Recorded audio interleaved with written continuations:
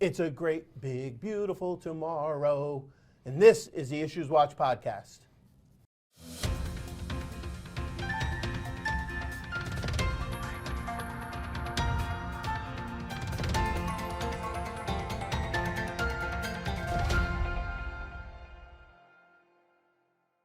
Hello, and welcome to the Issues Watch podcast.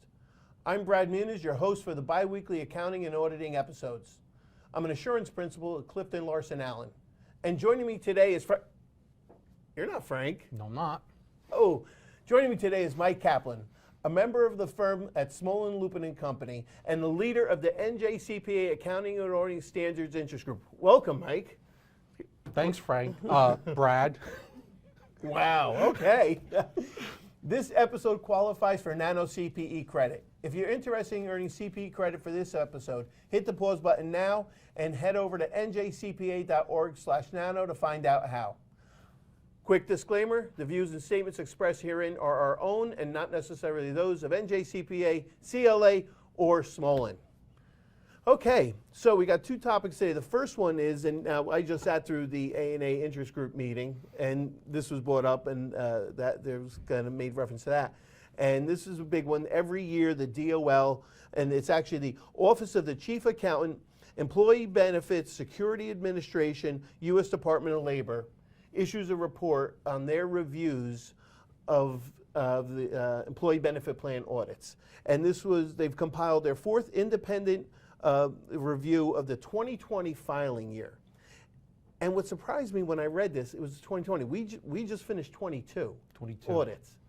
And they're just doing 2020. And one of the reasons that they said that they wanted to get the 2020 out was because they wanted to see what it looked like, what the results were before the change from 136. Yeah, so I think if they had done the following year where 136 was implemented, there probably would have been a greater rate of failure just because of the implementation of the new audit standard.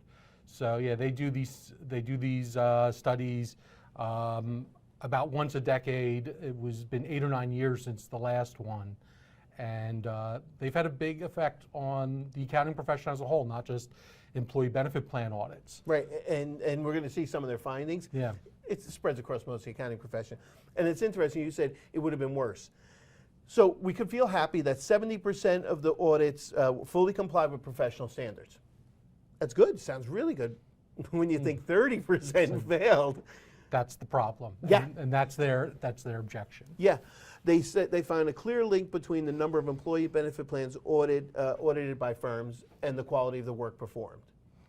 Not the size of the firm, but the number of plans that are performed. Correct. So they target firms also. So they'll choose firms that do a small number of benefit plan audits, 1 to 2 or 1 to 5, and those types of firms do get targeted along with specific types of benefit plans.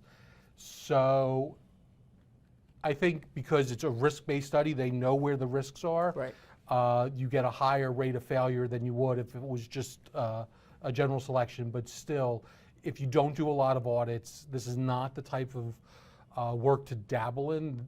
Benefit plan audits are not for dabblers. No, especially since the DOL is there and wants us there to protect the investors' money, which is the consumer public. Now, this is done by the DOL, not by the AICPA, this study, and they say, the DOL says that there's a clear link on audit quality based on the members, firms that are members of the Audit Quality Center, the Employee Benefit Audit Quality Center. So it's not like they're trying to drive membership. You know, if the AICPA put out this study and said that, it'd be like, okay, but there is a clear link, they said. And this is a 58-page report, and we're giving you very brief information from a 58-page report. But there's a table in there, a bunch of tables, but one table that gives the deficiency rate by the number of plans that the firms do, and they gives full scope and limited scope. And I'm just going to give you 2 pieces of information based on limited scope. For firms that did only 1 to 2 plans, the deficiency rate was 70%. 70%. The inverse of what the study found, too. Right. That's scary. And for firms that do 100+ plans, the deficiency rate was only 19%. Now excuse me, I find that fascinating. Right.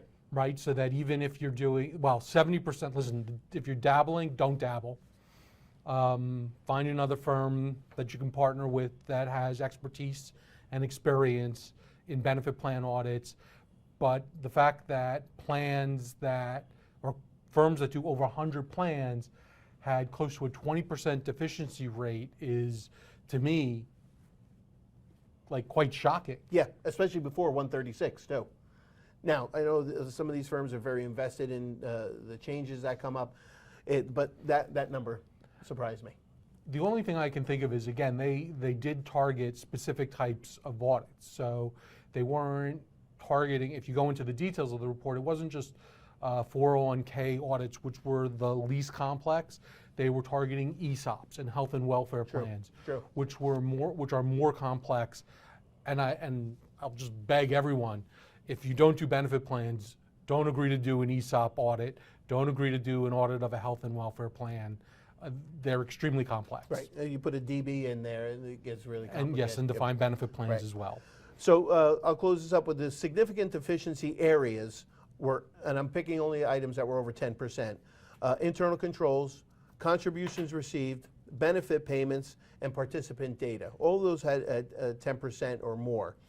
And the significant audit deficiency areas are no or insufficient documentation or on the evaluation of internal controls, which led to, I'm sure, the deficiency in internal controls, right? No or insufficient evidence on fraud brainstorming. I mean, that goes back to SAS 99. This isn't anything that's new. It's sad that they're saying that. And this one, I'm not surprised, though. No or insufficient evidence of the review of the SOC 1. Yeah. You know, that's a complicated area, and firms should probably look for some training on that. But it's an interesting study. It's a great report. If you do EBP audits, or if you're considering it, get your hands on a copy, especially if you're just considering it. I'm going to start. Get your hands on a copy of this report and look it over. So that's the DOL report. You found an interesting article that you wanted to talk about. Right. So this article is from the Wall Street Journal. It was from the end of December, and the title of the article is "Burned Investors Ask, Where Were the Auditors? A Court Says, Who Cares?" And I've had several people email me about this article and the gist, why people have been talking about this. And I'll say that the Wall Street Journal says this in their article. This is what the Wall Street Journal says. Investors sued BDO and a court dismissed their claims. They appealed, the investors appealed, and the Second Circuit this summer said the language in BDO's audit report was so general that an investor would not have relied on it.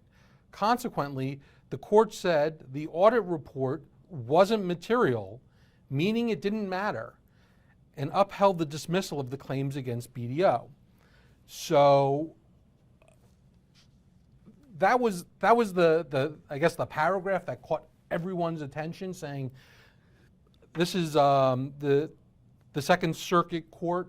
So this is the court just below the Supreme Court saying audit reports don't matter.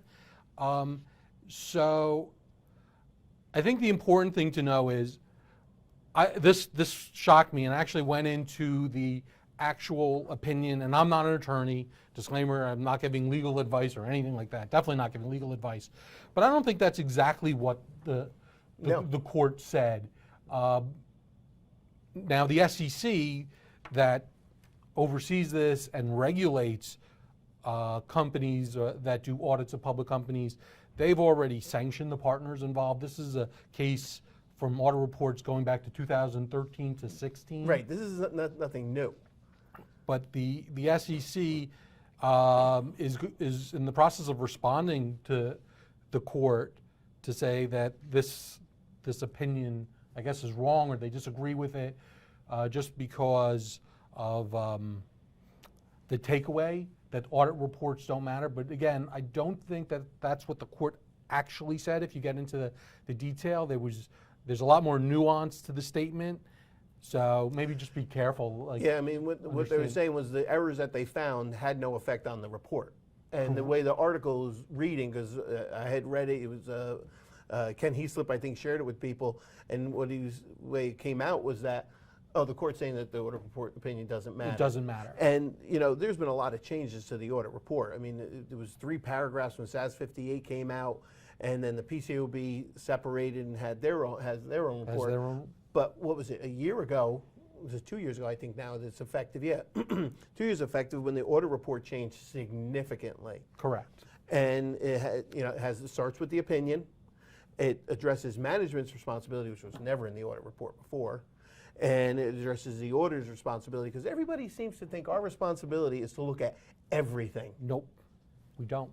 And unfortunately, I think the public thinks that, and I think that they also think we look at fraud. We're required to obtain a reasonable assurance. And what is reasonable assurance? And I took this from the opinion. I'm not expecting you to quote it off the top of your head. Okay. It's a high level of assurance, but not absolute assurance, and therefore is not a guarantee that an audit conducted in accordance with gas, well, almost a GAP, will always detect a material misstatement when it exists. I mean, it says that in there, and people can say, well, what's the opinion for then? But we are not looking at everything. We're telling we may not catch it. And I think the more interesting thing that's in the report now, because the report talks about material misstatements due to fraud or error, the discussion about fraud, it says, and again, I don't have it right in front of me, but it says the likelihood of an auditor detecting fraud is significantly more difficult than detecting an error, because fraud could be the result of management misrepresentations, collusion, and a whole bunch of other things that if management's involved in committing a fraud, to detect that fraud, for an auditor to detect that fraud, is a magnitude of difficulty greater than just detecting errors with generally accepted accounting principles, like a calculation error. Right. Yeah, I mean, you talk to fraud examiners, they'll say when you have collusion, it's the chance of you catching it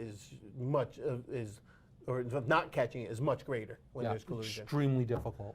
Great. Well, thank you for all the information, and hopefully when people look at this, when the public looks at it, they won't be, of course, castigating us even more. So, all right. In closing, make sure you mark your calendar for the Society's annual Audits of Employee Benefit Plan Conference on May 16th. The agenda will be posted soon at njcpa.org/conferences. For news, articles, and events on all accounting and auditing topics, visit NJCPA ANA Knowledge Hub at njcpa.org/hub/accounting. And of course, be sure to join the Society's Accounting and Auditing Standards Interest Group. Sign up for free at njcpa.org/groups. Mike, thanks for joining me. Don't tell Frank, but I think you did better. Okay. Okay. It's on tape. Thank you for watching or listening. And hey, have I ever told you about these arms?